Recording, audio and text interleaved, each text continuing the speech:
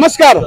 आज 1.5 दिवसाच्या गणपती विसर्जनासाठी दिवाणमान तलाव आणि आजूबाजूच्या परिसरात भाविकांनी मोठ्या प्रमाणात गर्दी केलेली आहे। प्रशासनाने दिवाणमान तलावासोबत कृत्रिम तलावाची देखील निर्मिती केलेली आहे। आज आपल्या सोबत डीसीपी मॅडम पौर्णिमा चौगुले मॅडम देखील आहेत।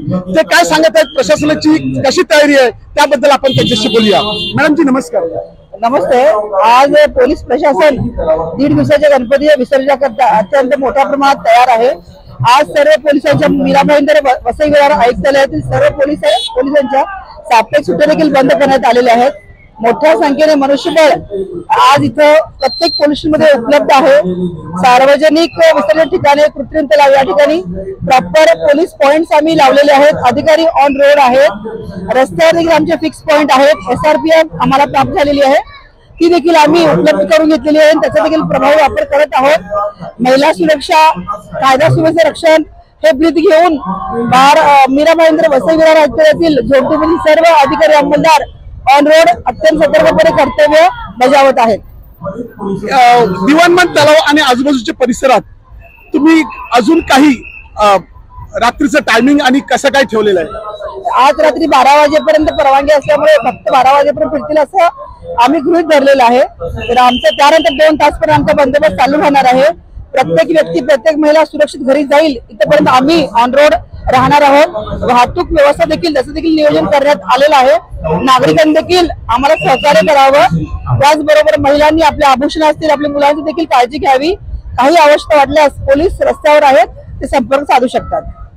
पुढील काही 5व्या दिवशी आणि 6व्या दिवशी गौरी गणपती आणि शेवटच्या दिवशी जे गणपती विसर्जन होणार आहे त्याबद्दल तुम्ही काय त्याकरता देखील आम्ही आगाऊ योजना तयार केलेली आहे। आज आमची ती रिहर्सलच आहे असं म्हटल्यास वावगं ठरणार नाही।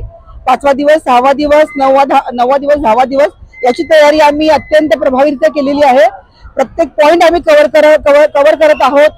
त्या दिवशी देखील साप्ताहिक सुट्ट्या बंद असल्यामुळे आम्हाला मोठ्या प्रमाणात मनुष्यबळ उपलब्ध करून मिळणार आहे। मुख्यालयातून देखील आम्हाला मनुष्यबळ मिळालेलं आहे, त्याचा देखील आम्ही प्रभावी वापर करत आहोत।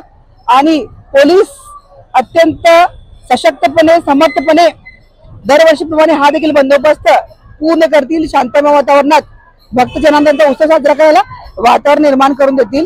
माझे सर्व अधिकारी अंमलदार ऑन रोड राहतील। अत्यंत प्रभावीरित्या आम्ही बंदोबस्त करणार आहोत।